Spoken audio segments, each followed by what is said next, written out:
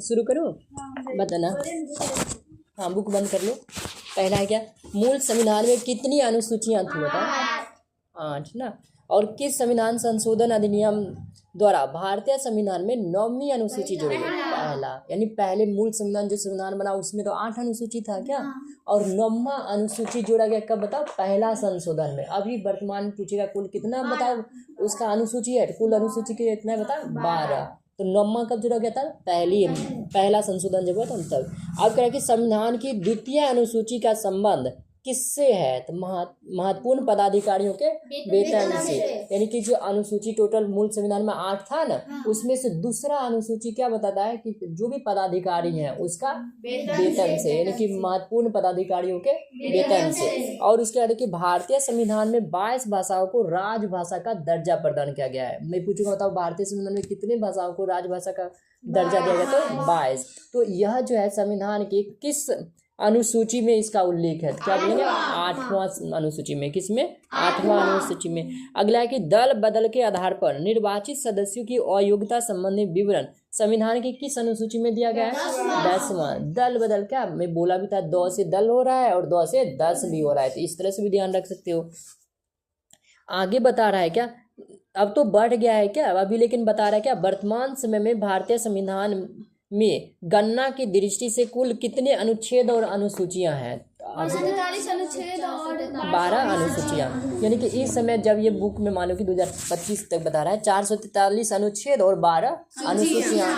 आगे है क्या, वर्तमान में भारतीय संविधान में धाराओं की कुल संख्या कितना है? तो ये अभी मतलब कि इसमें जो ऑप्शन है उसके अकॉर्डिंग नहीं है। आगे की भारतीय संविधान के किन अनुच्छेदों में नागरिकता संबंधी प्रावधान है? 5 से 11। 5 से 11 यानी नागरिकता संबंधी अनुच्छेद कितना से कितना है? 5 से 11। और 12 से 35 मूल अधिकार है। 12 से 35 क्या है? मूल अधिकार। अगला सवाल है कि भारतीय संविधान के किस अनुच्छेद के अंतर्गत नागरिकों को मौलिक अधिकार प्रदान किया गया है?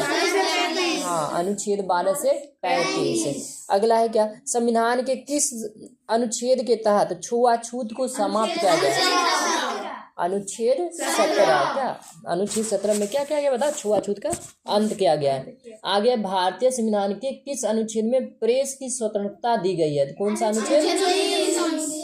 अनुच्छेद 19 का फर्स्ट। क्या अनुच्छेद 19 फर्स्ट क्या बताता है कि प्रेस की क्या है बताओ? स्वतंत्रता है, प्रेस की स्वतंत्रता। अगला है, किस अनुच्छेद के अंतर्गत भारत का सर्वोच्च न्यायालय नागरिकों के मौलिक अधिकारों की रक्षा करता है? तो कौन सा?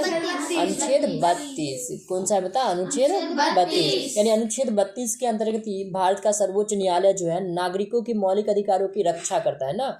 अगला है, 42वें संशोधन द्वारा संविधान के किस अनुच्छेद में मौलिक कर्तव्यों को जोड़ा गया है? 51A। अनुच्छेद 51A। यानी मैं पूछूंगा तब मौलिक कर्तव्य हमारे संविधान के किस अनुच्छेद में है? क्या बोलेंगे? अनुच्छेद 51A। ठीक है। और ये कौन से संशोधन में जोड़ा गया था मौलिक कर्तव्य? 42वें संशोधन में। कौन से संशोधन में? 42वें संशोधन में। ठीक है। और मौलिक कर्तव्य की संख्या कितना है बताओ? 11। कितना है? 11। और मैं पूछूंगा बताओ हमारा मौलिक कर्तव्य किस देश के संविधान से लिया गया है? कौन सा देश है बताओ? कैसे लोग हो? संयुक्त राष्ट्र अमेरिका। रूस से। कहाँ से? रूस से। मैं एक शब्द भी बोला था ना, रुक करके मैं बोल रहा था ना, कौन से कर्तव्य? रूस बोल रहा था ना था। अगर मैं पूछता कि मौलिक अधिकार, क्या पूछता? मौलिक अधिकार, तब ना बोलते संयुक्त राज्य अमेरिका। इसलिए मैं बोल रहा था ना, अ से अधिकार भी हो रहा है और अ से ही ना अमेरिका है। क्या इससे मिलता जुलता रखोगे? बताओ, हमें पूछो हमारे भारतीय संविधान में मौलिक अधिकारों का उल्लेख किस देश के संविधान से लिया गया? क्या कहेंगे बताओ?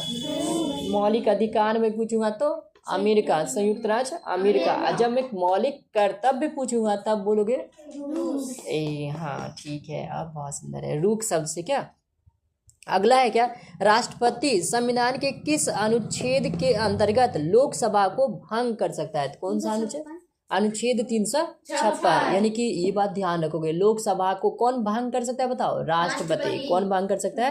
राष्ट्रपति। और यह शक्ति उसको किस आर्टिकल के तहत प्रदान किया गया था? अनुच्छेद 356, अनुच्छेद 356। संविधान के किस अनुच्छेद में धन विधेयक की परिभाषा दी गई है? अनुच्छेद 110, अनुच्छेद 110। संविधान के किस अनुच्छेद में धन विधेयक की परिभाषा दी गई है? अनुच्छेद 110।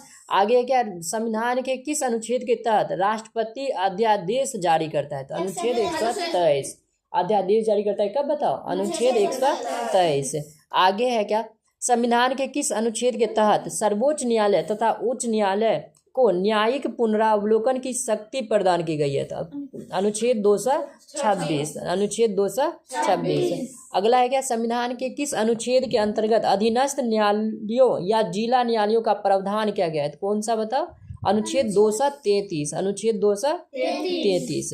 आगे क्या बता, संविधान के किस अनुच्छेद के अंतर्गत यह दिया गया कि संघ की राजभाषा हिंदी तथा लिपि देवनागरी होगी? तो कौन सा अनुच्छेद है बताओ?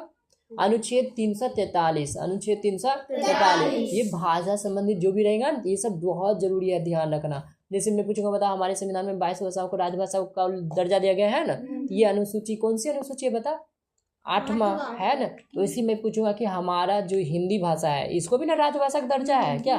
तो ये किस आर्टिकल के तहत? तो 343। कौन सा आर्टिकल है? 343। ये सब बहुत जरूरी है, याद रखना।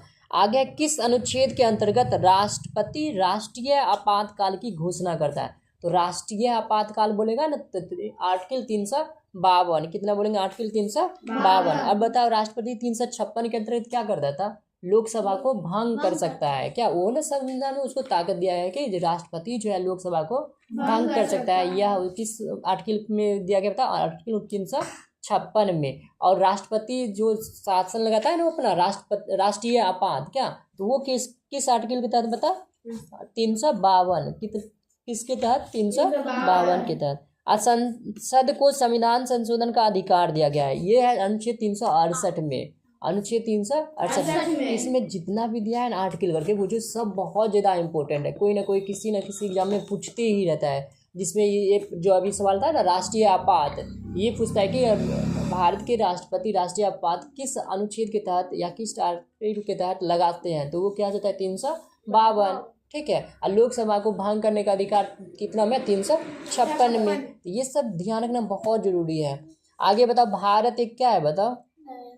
राज्यों का संघ। हाँ, भारत क्या है? राज्यों का संघ। भाषाई आधार पर गठित भारत का प्रथम राज्य कौन था? आंध्र प्रदेश। अब मैं पूछूंगा, बताओ भाषाई आधार पर राज्यों का पुनर्गठन कब किया गया? 1953 में। कब? 1953 में। और भाषाई आधार पर गठित भारत का प्रथम राज्य कौन था बता? आंध्र प्रदेश। और राज्य पुनर्गठन अधिनियम कब पारित हुआ? ये हुआ था 1956 में। राज्य देखो उसका प्रश्न क्या था? भाषाई आधार पर राज्यों का पुनर्गठन। क्या था? भाषाई आधारों पर राज्यों का पुनर्गठन। और एक सवाल है, 1956 किसका? देखो देखो